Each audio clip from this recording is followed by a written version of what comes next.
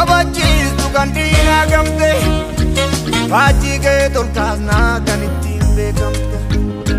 diina kee mancaasnaa kan sitti deegamte walabummaa kee hawwina Oromiyaati yaa kabajamtuu biyya biyya dhiigaf lafee godhan ijaaramte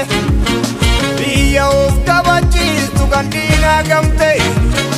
faajjii kee tolkaasnaa kan ittiin beekamte diina kee mancaasnaa kan sitti deegamte walabummaa kee hawwina Oromiyaati yaa kabajamtuu biyya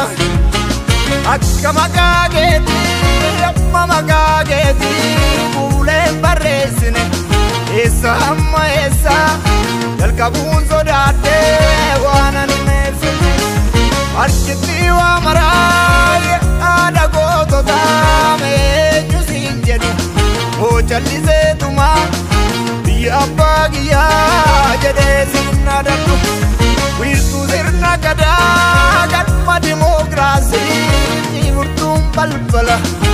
Oromiyaa tiyyaa kabajaasiif mala addunyaa jaalala soortuu haadha yeessaa yawwistuu ambadaare Oromiyaa yoo galanni kee ammanaare soortuu haadha yeessaa yawwistuu ambadaare Oromiyaa yoo galanni kee ammanaare soortuu haadha yeessaa yawwistuu ambadaare Oromiyaa yoo galanni kee ammanaare Oromiyaa biyya too Oromummaa dhiiga koo Oromiyaa biyya too suumatu nuuf biyya suumatu nuuf biyya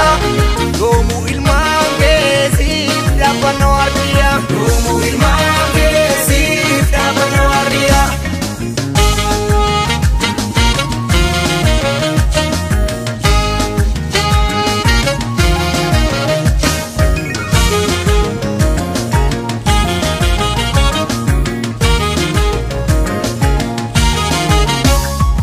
Oromeen ilmaan kee dhiddee waan joormaa itti jittee morma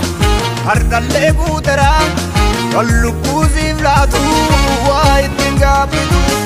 lafee keetiin lafee kee dadhabsan malee si dadhabsiisudha haadha safuuf duudha humna siin dorgomuuf oolmi eessaa fuudha budduuqsee harkasaa kan waaqni badaasee harkormaan hir'isu ilmaan kee wal taane acheerraa jabeessina galmi kee nimmisu soortuu haadha yeessaa yawwistuu ambadaare Oromiyaa yoo galanni kee ammanaare soortuu haadha yeessaa yawwistuu ambadaare Oromiyaa yoo galanni kee ammanaare soortuu haadha yeessaa yawwistuu ambadaare Oromiyaa yoo galanni kee ammanaare Oromiyaa biyya too Oromummaa dhiiga koo Oromiyaa biyya too suumatu nuuf